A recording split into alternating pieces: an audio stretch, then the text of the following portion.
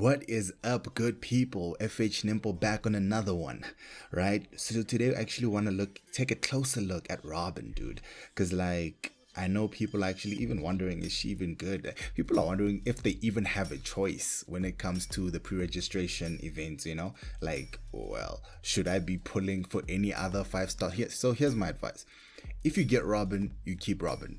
If you don't get Robyn, and for some odd reason the 16 days the event time lapses and you can't get Robyn, but you do have a 5-star, you keeping that. Not by choice, just by the fact that you ran out of time.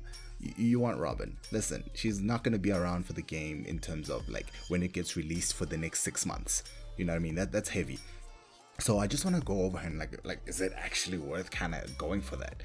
Yes it is.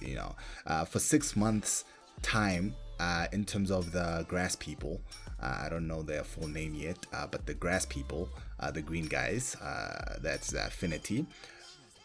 Here's the thing, what Robyn gives you is an AoE in a reasonable amount of blocks. I don't want to specify how many blocks. First of all, it's kind of hard to find out and I'd have to count each individual block, but also it might get changed. We don't know. Any information we have, and but just before I even continue, any information I do mention in this video is subject to change upon the actual release. If it does, I'll just update the video, and I'm probably going to make an updated video anyway once we can actually go in and read the skills that we do have. You know what I mean? Right now it's just might as well, let's get this going, so now let's get into it. So we have Robyn. So first of all, it's really difficult to find any information whatsoever right now, right? So the actual best source right now is actually the Witness of Umberton, right? Which is Jane. So Jane is the Witness of Umberton. So okay, just so you know, basically her whole character for Jane is this: whatever she sees, she jots down, and sort of she keeps records of people and all kinds of things like that. We don't have too many records of her, but we do have one record, and it's actually about Robyn. So on there you would have Jane's notes, right? So let's just quickly read through it and kind of just see before we actually go into some of the skills, right? So just for an overview of the skills, right, and why she's so worth it, why you want to actually pull, just so we get that out the way for the people who came just for that. Why she's so worth it: she gives you an AoE in a very decent amount of range, and then on top of that, she gives you a ranged ability where you can actually just throw it out there. No matter what block you're standing on, you just kind of throw it out there. You hit 9 blocks. That is massive.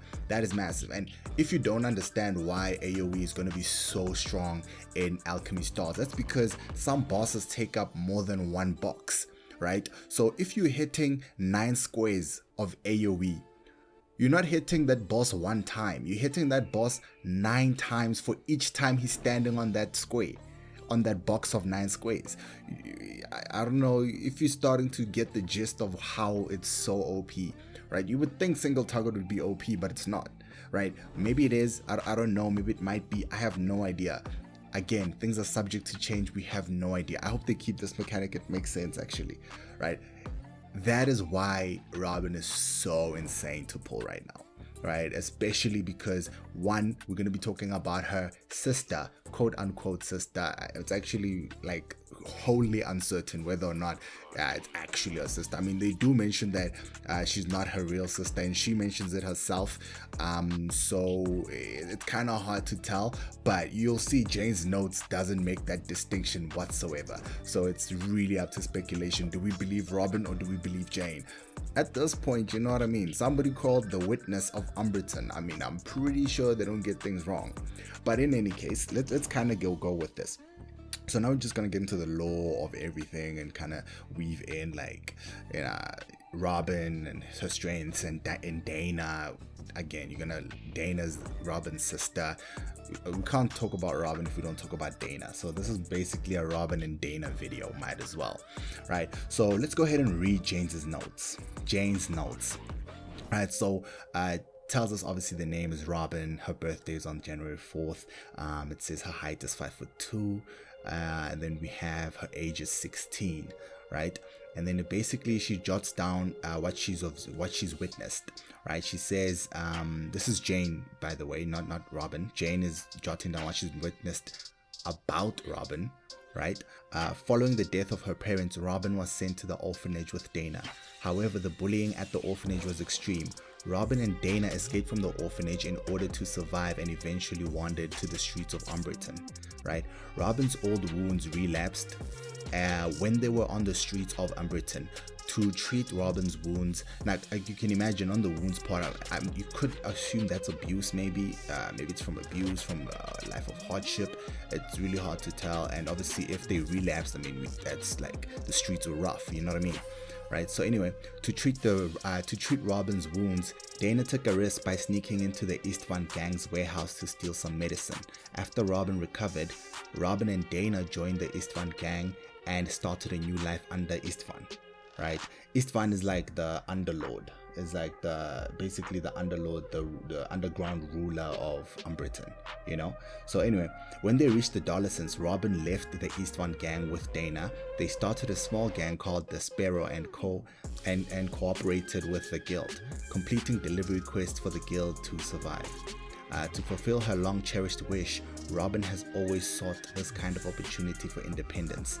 And then basically what's this thing the Witness of Umberton does, so Jane, is that at the end of all her notes she has some questions, what she's concerned about, some mysteries, sort of like loose ends, and then there's usually some comments from others. So her questions are, what is Robyn's long cherished wish? Like, okay, like this is gonna be a running theme with Jane's notes. She really likes to know what people are wishing for, you know, like what are their wishes. She like that question really intrigues her. All right, and then you have what happened the year Robyn's parents died. Interesting, because I also had the same thought, because I mean, they just, when you really think about it, they're just saying following the death of her parents, Robyn was sent to the orphanage. But then down the line, it says Dayna took a risk by sneaking into the Eastvan gang's warehouse. Now, I have a feeling Dayna probably had something to do with Robyn's parents' death. Don't quote me on this.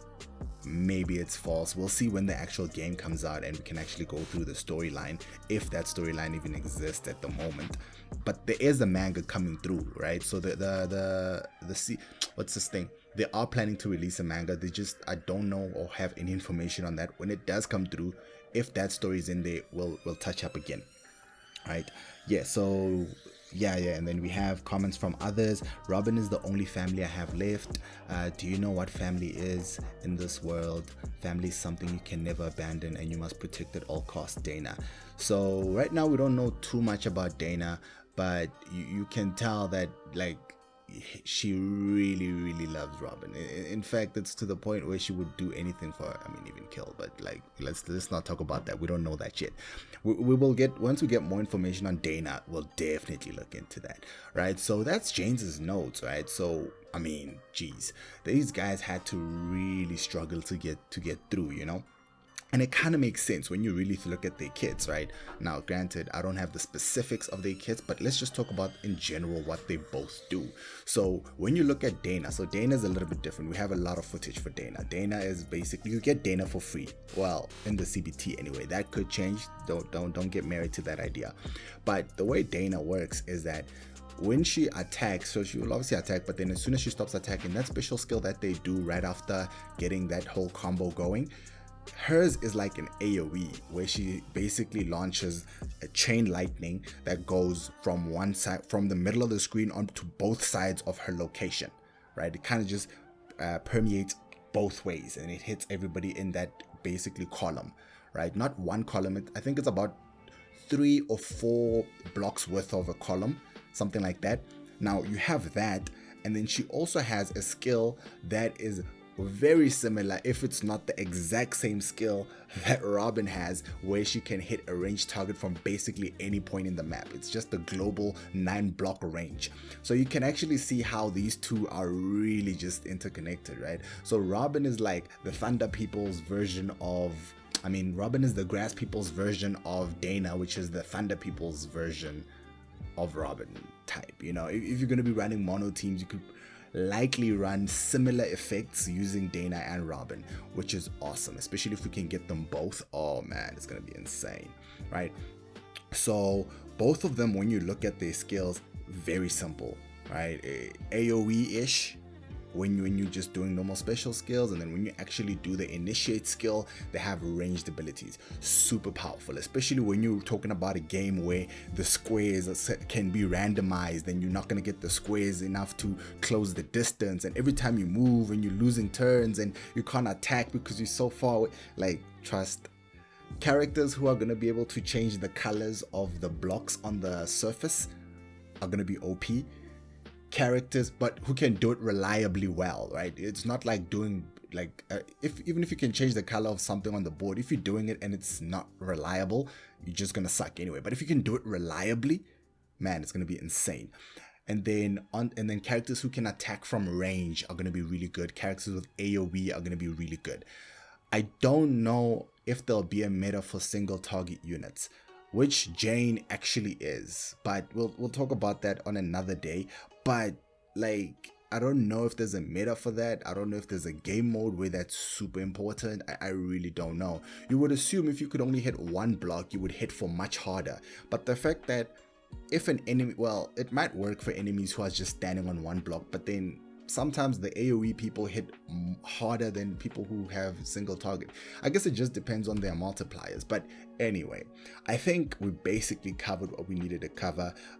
We know, first of all, kind of who Robyn is. We know basically like Robyn is like reserved, socially anxious, and then she basically relies on Dayna, and then Dayna feels that need to survive for both of them. I mean, they both feel the need to survive, but Dayna is the one who's really going to go above and beyond for Robyn, you know what I mean?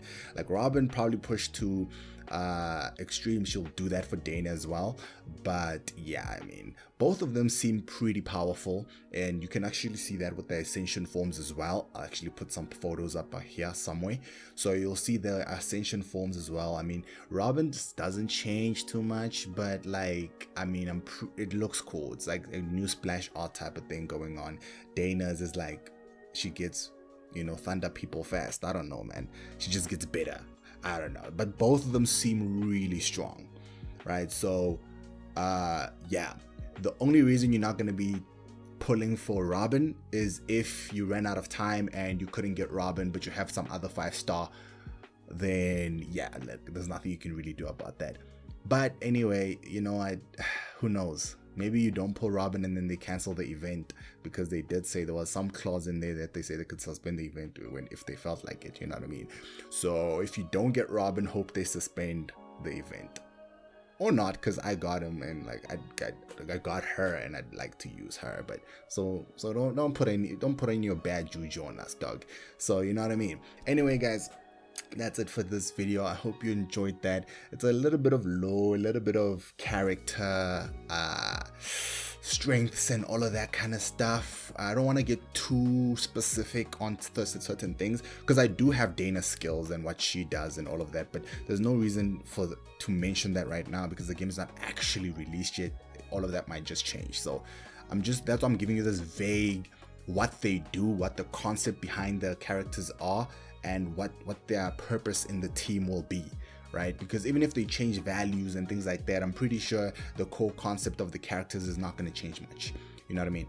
So yeah, guys, I hope you enjoyed. Hey, listen, if you want to, don't subscribe, right? Don't I enjoy being on very low subscriptions. Yeah, so don't do it, you know? No one will enjoy that. All right, peace out, gents. See you guys on the next one.